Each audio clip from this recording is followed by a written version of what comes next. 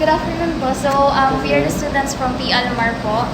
This activity is under NSTP. So, thank you so much po sa time po. So, sets of question po first. Maaari niyo po bang i-describe yung overall structure ng pamahalaang barangay, including the rules and responsibilities ng mga officials and committees?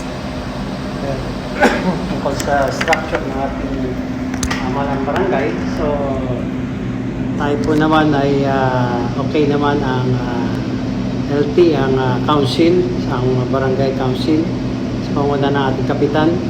At ang barangay official, may kanya-kanya kaming mga committee hinahawakan. Katulad sa inyo lingkod, ang aking committee hinahawakan ay patungkol sa disaster.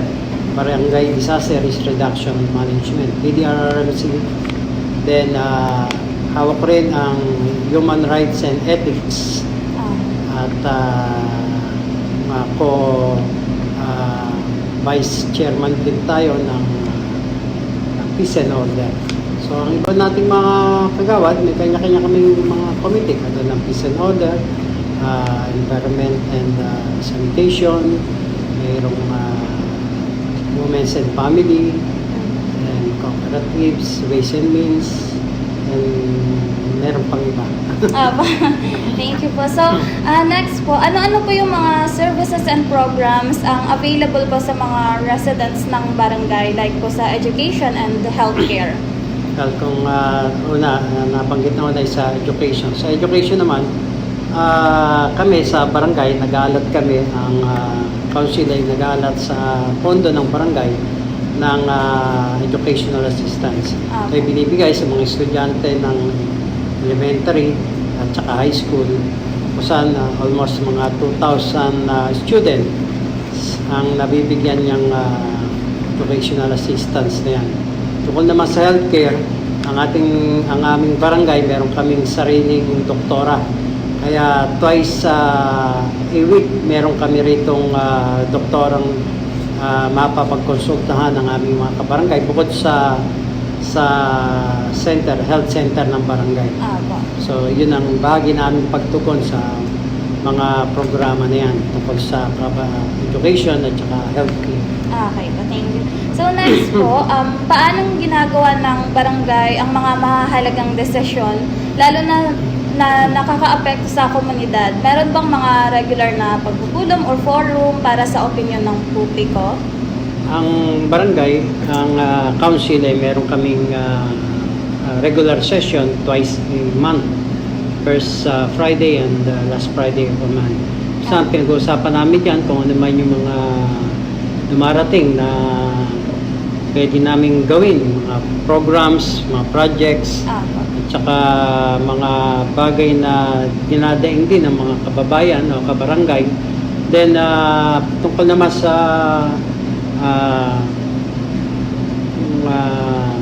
operasyon ng aming mga kabarangay tungkol sa relasyon at yung mga opinion nila ay nagkukuha namin.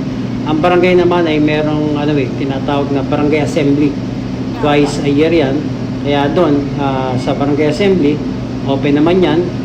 Any suggestion, mga bahagi, halos parang open forum yan. Kung ano yung mga gusto nilang sabihin, mga pananaw at mga comments, pwede nilang sabihin doon sa barangay assembly. Okay po. Thank you. So, next po, paano po yung process ng budget allocation and financial management sa Barangay Malanday? So, ang tungkol naman sa process ng budget allocation, nasa batas naman yan ng DILG, ng ating mandato ng batas patungkol sa mga budget allocation. So, ang barangay, yearly, allocation tayo ng budget at maaga pa lang, binabalangkasan namin yan, mga bago mag-end of the year, magpapasa na kami ng budget for proceeding year para ihain yan sa council para aprobahan. So, 55% ng budget para sa panggastusin ng barangay, pangsweldo, at iba naman sa mga for procurement, mga project na dapat na gawin.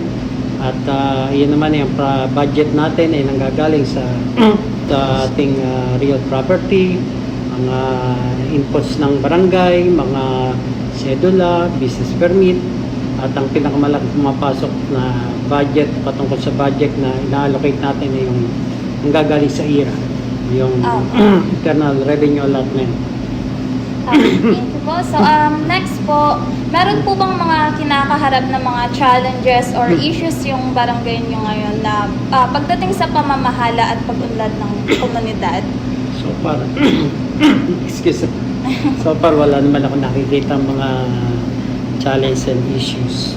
Sa maganda ang takbo ng barangay, yung mga programa at mga services natin dito na ibababa natin sa tao. At yan dahil sa maganda ang pamamalakad ng ating kapitan at 10 ng buong konseho. Ayun po. So, next po, paano po nakikipag-ugnayan ang Barangay Malanday sa district or municipal government para ma-address ang mga local issues and concerns? Well, ang barangay naman ay tungkol sa relasyon natin sa city, okay naman tayo dahil tayo naman ay akibat sa mga bagay, mga proyekto ng syudad at ang mga programa ng syudad, binababa rin naman nila dito sa amin. At ang mga programa ng barangay, ikino-coordinate din naman natin yan sa syudad at okay naman ang relationship ng wala namang hindi na naibababang mga proyekto rito. Ano naman ang pangailangan ng barangay, nandyan ang city na nag-a-assist sa atin, lalo sa kalinisan, katahimikan ng ating lugar. Okay po, thank you po. Next po, meron bang mga ongoing projects ngayon ang Barangay Malanday or initiatives na ang layunin ay sa pagpapabuti ng kalidad ng buhay ng mga residente? Well, ang mga ilang bagay na mga nagawa na namin itong mga nakaraan sa livelihoods, yan ay kinikater natin dyan, yung mga solo parents at pati na yung mga PUs o mga person na sa drugs. Nagkakaroon sila dito ng barangay rehabilitation program. So, binabagsakan sila ng mga livelihood programs para kahit paano matulungan sila. Kung matuto, maturuan ng ilang mga livelihood, katulad ng mga soap making, sa mga iba, may welding. Yan, natuturuan sila din, nagiging hanap buhay nila. Maganda po yan. So, ano po yung mga strategies ang meron kayo upang maipakita ang transparency and accountability sa operasyon ng barangay? About transparency at accountability, bukas naman ang barangay sa lahat ng kung sino man ang gustong magtanong patungkol sa mga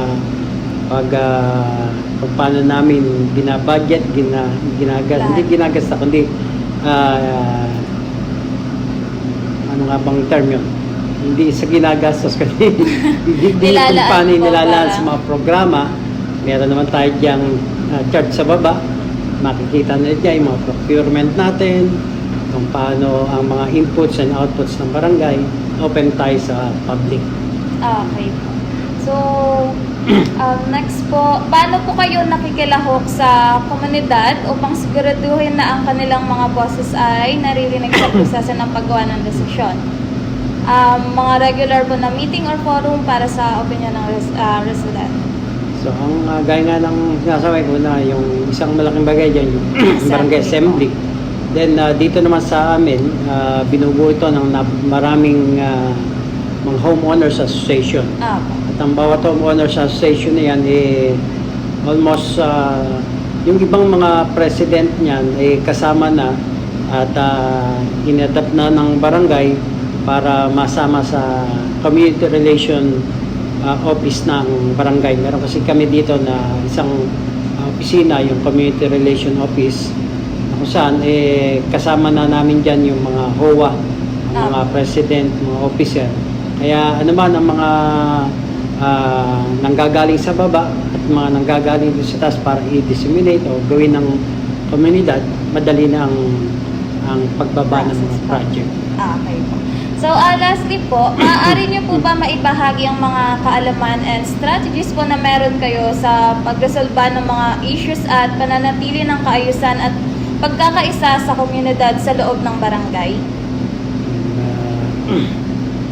Mga issue na dito sa barangay, sabi ka, wala namang Wala naman issue. po.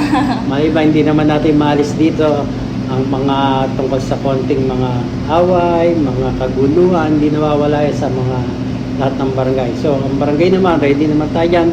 Nandiyan ang ating katanuran, nandiyan ang kapulisan, ano mga sigalot naman, magkakapitbahay, nandiyan ang ating katarungan pambarangay, kung saan dinudulog nila, at first and foremost, nandiyan ang ating kapitan, bukas lagi ang tanggapan, na kung ano man ang mga problema at mga suliranin, open naman ng ating kapitan, maging ang konseho sa pwede na idulog dito sa ating barangay. Okay po. So, yun lang po. Maraming salamat po sa pagbibigay niyo po ng oras po. Makilahok Thank you po rin sa sa inyo. activity po. Good luck sa Thank inyo. you po.